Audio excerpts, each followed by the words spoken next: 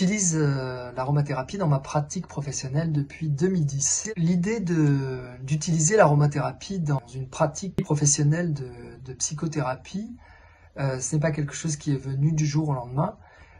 Au contraire, ça s'est construit au fil du temps. Depuis combien j'utilise l'aromathérapie dans ma profession? Eh bien, je dirais quasiment depuis le départ, parce que je me suis spécialisée pendant mes études pour ça. Donc très vite, dès la deuxième pharmacie où j'ai travaillé, puisque je travaille aussi de moins en moins, mais en pharmacie, j'adore faire ça. C'était une pharmacie, la pharmacie Baudrin à l'époque à Limoges, qui vendait des huiles essentielles. C'était très étonnant. C'était quelqu'un d'extrêmement novateur. On avait beaucoup de marques dans différents domaines cosmétiques, quoi que les autres n'avaient pas. Et donc, on faisait partie des 2 à 5% de pharmacies qui vendaient des huiles essentielles à l'époque. Donc vraiment au tout début de ma carrière professionnelle. Et puis ensuite, ça a été aussi une carte de visite sur le CV où j'ai commencé à implanter des huiles essentielles quand j'ai déménagé ensuite en Alsace.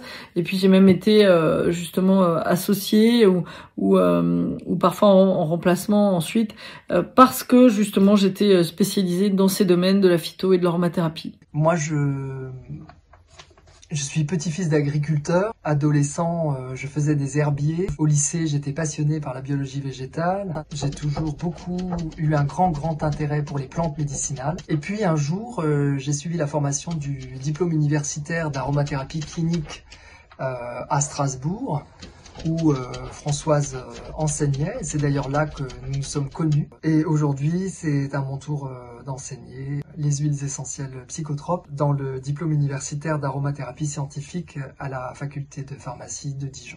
Alors justement, j'utilise des huiles essentielles. Ça vient aussi de ma maman qui me soignait beaucoup au naturel avec des plantes d'homéopathie et des huiles essentielles à l'époque, donc ce qui était assez novateur.